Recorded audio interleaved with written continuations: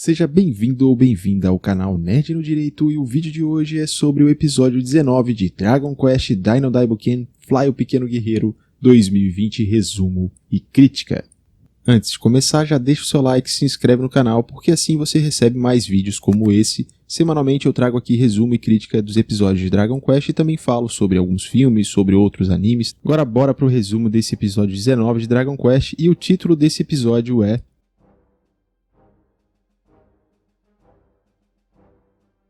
E o episódio já começa com Crocodile detonando vários dos cavaleiros que ainda estão ali. Na sequência, Crocodile parte para cima do Zaboera. Alguns magos e cavaleiros tentam impedir o Crocodile, mas ele atropela todo mundo como se fosse um tanque de guerra. E quando o Crocodile está prestes a atacar o Zaboera, nós vemos esse desenho bizarro e desproporcional do Zaboera. Mas que porra é essa, hein? Crocodile lança o seu machado contra o Zaboera e o machado atinge em cheio. Vemos até um pouco de sangue, mas um sangue censurado.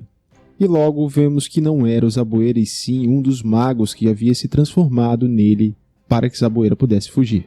O verdadeiro Zaboera aparece voando e diz que logo vai mostrar um nível muito acima do Crocodile e os outros.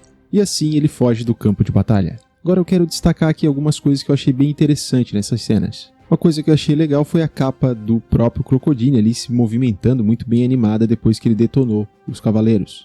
Outra coisa que eu achei que foi uma sacada muito interessante para esse episódio de Dragon Quest foi que quando o Crocodile grita pelo nome de Zaboera, nós vemos então a visão do próprio Crocodile e um mago e um cavaleiro cobrem a visão que o Crocodile tinha do Zaboera. Enquanto lá no anime de 1991 do Fly o Pequeno Guerreiro, em nenhum momento o Crocodile parece perder de vista o Zaboera. Então aqui na versão desse episódio 19 de Dragon Quest, dá essa ideia que foi uma espécie de um truque de ilusionismo, conseguirem cobrir a visão do Crocodile, e aí outro mago se transformou no Zaboera e não tinha como o Crocodile diferenciar por isso. Isso me fez pensar que talvez aquele traço estranho do Zaboera tenha sido proposital e não uma má qualidade do desenho. Lembrando que isso não tem lá no anime de 1991. E você, o que acha? Foi ou não proposital esse traço ruim aí do Zaboera? Como uma forma aí de dar um bônus para os mais atentos que perceberam algo estranho. Deixe a sua opinião aqui nos comentários. Outra curiosidade dessa parte aqui toda do Zaboera com o Crocodile é que até o machado do Crocodile atingir o falso Zaboera, a gente tem mais ou menos 25 segundos de cena, enquanto lá no Fly o Pequeno Guerreiro de 1991 são 48 segundos, ou seja, tem umas coisas extras ali, inclusive o Crocodile derruba mais magos, mas eu gostei muito dessa cena aqui do anime de 2020, principalmente por causa desses detalhes que eu apontei. Na sequência vemos o guerreiro mais casca-grossa dessa bagaça recobrando a consciência. Lembrando que ele já foi derrotado pelo Dai, ele salvou o Dai e os outros, ele quase morreu na lava e foi salvo pelo Crocodile, quase foi morto pelo Hadar, mas colocou sua vida em risco e conseguiu derrotar o Rei Demônio, e mais uma vez, como uma fênix, ele escapa das garras da morte e está pronto para ir ajudar Dai e os outros. Assim fica difícil competir, não é, Pop? Vem cá, como é que esse cara ainda tá vivo? Ele não é um cara. Você é um cara. Ele é um homem. Na sequência vemos Dai e os outros chegarem na frente da torre onde está a princesa. A Legião Gelo Brasa reaparece, e aqui curiosamente a gente tem um corte, uma diminuição de elenco de personagens, tanto no anime como no mangá. Nessa parte, quando Dai e os outros chegam perto da torre, tem umas rochas explosivas. E aqui simplesmente eliminaram todos esses personagens. Deixa aqui nos comentários se você sentiu falta das rochas explosivas. A Legião Gelo Brasa ataca Dai e os outros, mas o Dai não tá de brincadeira, ele já usa o feitiço Bag e começa a coordenar um ataque em conjunto, e é impressionante a sinergia desse grupo. O Dai apenas olha e chama o nome do Pop, o Pop já entende o que tem que fazer e lança o feitiço Merazoma, destruindo as chamas dançantes feitas de gelo.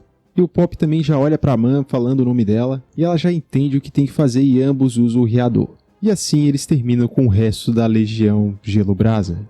E essa cena, na minha opinião, superou a versão de Fly o Pequeno Guerreiro de 1991 nessa parte. Apesar da Legião Gelo Brasa não estar tão bem animada, essa cena ficou muito legal, principalmente por causa dos efeitos dos ataques.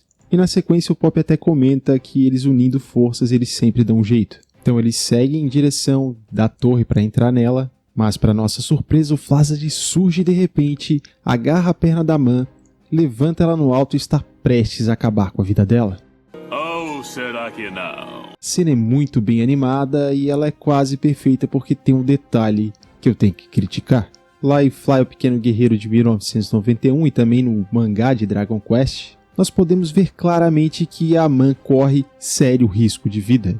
Isso porque a gente pode ver que no chão tem uma espécie de uma rocha pontiaguda, e é exatamente ali que o Flazard ameaça esborrachar a Man.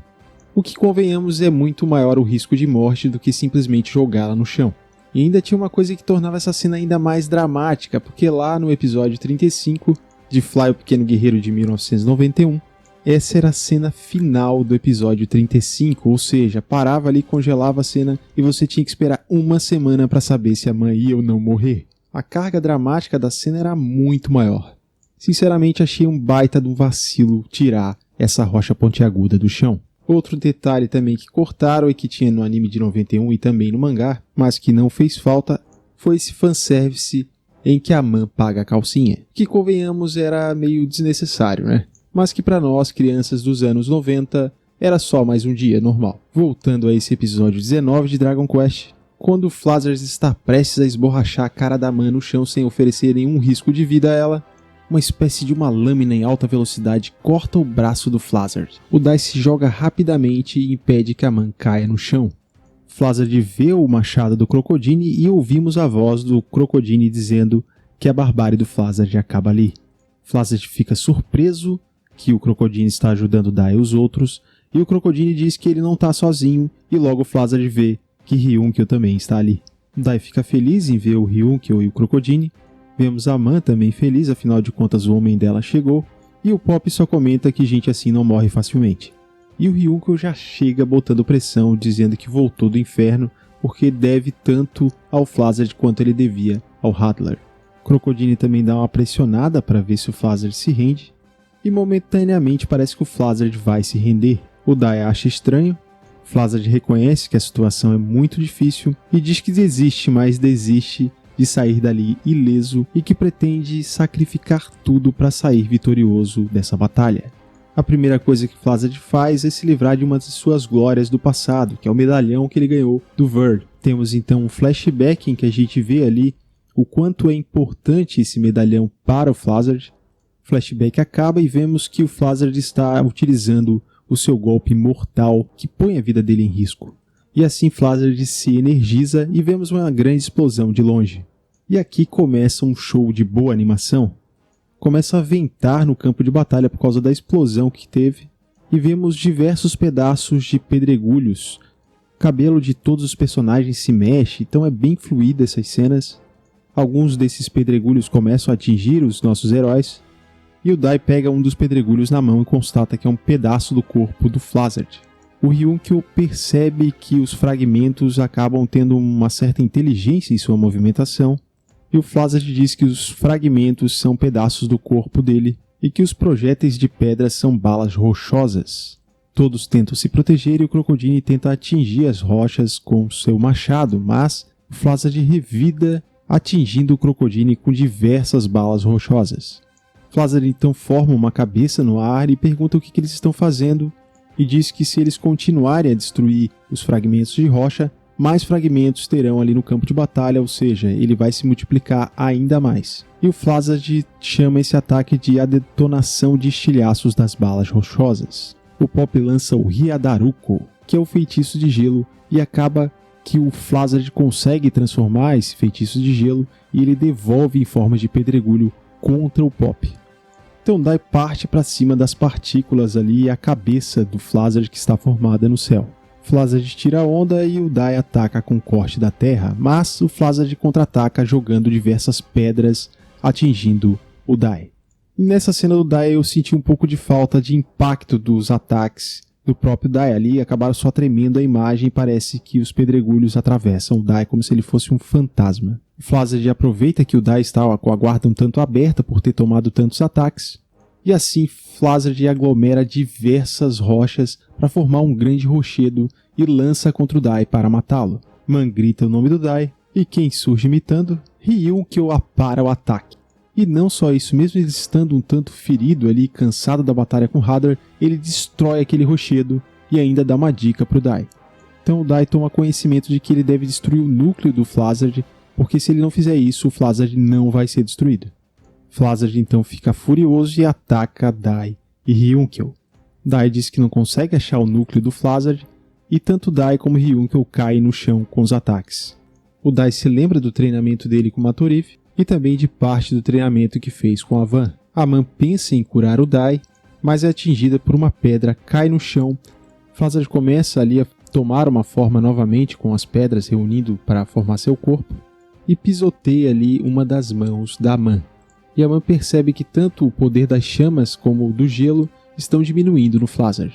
Acontece um diálogo entre a Man e o Flazard explica que aquele poder acaba drenando a vitalidade dele e a Man pergunta por que Flazard arriscaria a vida só para vencer. Então o Flazard explica a motivação dele, que ele não tem nenhuma história, por isso ele busca conquistas que sejam praticamente imbatíveis. E a Man, como sempre, mostrando a sua empatia, inclusive com o inimigo. O Dai se levanta e interrompe o Flazard dizendo para ele esperar. Dai então se prepara para usar sua técnica final, que é a maior técnica do mestre Avan, e que até então o Dai não conseguiu dominar. Flazard simplesmente vai na direção do Dai com muita confiança. E aqui todo o preparo dessa cena é sensacional. Temos takes do Dai olhando para o Flazard olhando para ele, os outros olhando para o Flazard e para o Dai, os dois preparando para lançar seus ataques, o que me lembrou muito alguns filmes de western, mais conhecidos aí como Bang Bang aqui no Brasil, e ficou bastante superior à versão de Dragon Quest lá de 1991. Flazard lança seu ataque primeiro, jogando diversas pedras na direção do Dai. O Dai não desvia e recebe alguns golpes diretamente. Flazard fica surpreso por ele não ter desviado, e o Dai lança o seu corte aéreo. Flazard então é atingido diretamente, ele meio que se assusta um pouco com o ataque, e todos ficam na expectativa para saber se o ataque funcionou. Flazard dá risada ali como se nada tivesse acontecido e diz que se essa é a maior técnica do Avan, o Avan não era nada demais. O Dai fica assustado por ter falhado e vemos outro flashback das aulas do Avan. Porém, o Dai ainda não consegue entender exatamente como fazer o que o Avan ensinou. Flazard ameaça a vida do Dai e carrega em cada um dos seus dedos um Merazoma, ou seja, 5 Merazomas a serem lançados contra o Dai. E quando Flazard ia lançar o seu ataque, os dedos dele explodem, a mão e depois um pedaço do braço. E a Man conclui que o corte aéreo não foi totalmente falho. De certa forma, o ataque abalou a estrutura do núcleo do Flazard. Dai e Flazard dizem que vão atacar novamente e a Man alerta o Flazard que se ele atacar com o mesmo ataque ele pode morrer. Mas o Flazard não tá nem aí e diz que vai fazer assim mesmo.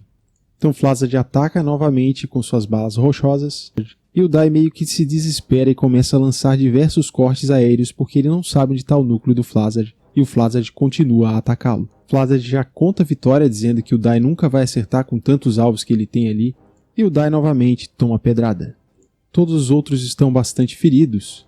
A Man se pergunta se não há nada que o Dai possa fazer e o Ryunkel surge do lado da Man para mitar mais uma vez. O Ryunkel percebe que o Dai está errando porque ele tenta enxergar o núcleo, mas o corte aéreo é um corte que se dá no vazio. Então o Ryunkel, mesmo estando muito machucado, resolve ser o cara mais badass desse episódio. E a primeira coisa que ele faz é acabar com a censura. Isso mesmo, meus amigos, o Ryunkel passa sua mão na lâmina da espada e consegue fazer um corte, e o corte sangra vermelho. Ryunkel grita pelo nome do Dai, e quando o Dai olha na direção do Ryunkel, o Ryunkel faz um movimento com sua mão e joga uma porção de sangue nos olhos do Dai, deixando ele cego momentaneamente. O Dai fica sem entender e o Ryunkel grita, dizendo que o Dai deve ver com os olhos da mente. E assim Ryunkel orienta o Dai mais uma vez. E aqui entendemos que o Dai dominou a parte que o Ryunkel não conseguiu dominar e que o Ryunkel já tem o domínio dos olhos da mente. E aqui o Ryunkel faz um trabalho incrível e demonstra aí que pode ser no futuro um grande mestre. Porque ele conseguiu em pouquíssimo tempo fazer com que o Dai entendesse como funciona o corte aéreo de verdade, coisa que nem o Avan conseguiu fazer. Tu é um cara... Tu é um mito. É um mito! Flazard subestima o Dai e lança mais um ataque. O Dai se volta para dentro de si e começa a procurar sentir a energia vital de todo mundo que está ali perto. E assim Dai vai sentindo a energia de cada um dos seus companheiros, quando de repente ele sente uma energia maligna se aproximando. E em uma cena emocionante, Dai consegue usar o corte aéreo contra o Flazard. Vemos um grande brilho do ataque e na sequência, somente a silhueta do Dai de um lado e do outro, o Flazard em forma de pedras. Flazard reúne novamente todas as pedras e se transforma em sua forma normal. Por um momento, Flazard tira a onda achando que o Dai errou o ataque, mas quando Flazard se vira, ele vê que o núcleo está muito próximo do Dai. O Dai diz que conseguiu acertar o alvo, o núcleo aparece cortado no meio e se desfaz, e o Flazard começa a gritar de dor e vemos que ele está cortado no meio. E assim o episódio termina. Confesso para vocês que essa parte final aí desse embate dos dois foi a minha cena favorita. A animação desse episódio superou as minhas expectativas, eu estava achando que ia dar uma piorada. Só estranhei ali os traços do Zabueira fake, que eu não descarto a possibilidade de ter sido algo proposital. O Baran também ficou estranho na cena lá que eles fazem um flashback do Flazard pegando o medalhão. E essa cena do Dai, logo após ele lançar o ataque, ele apontando a espada, achei que também ficou um pouco estranho. Fora isso, gostaria que os ataques 3D ali, os pedregulhos, eles tivessem mais impacto nos personagens. Em alguns momentos até que ficou bom esses impactos ali, em outros parecia que os personagens eram simplesmente fantasmas. As rochas explosivas para mim não fizeram falta, nem a questão lá do fanservice da Man.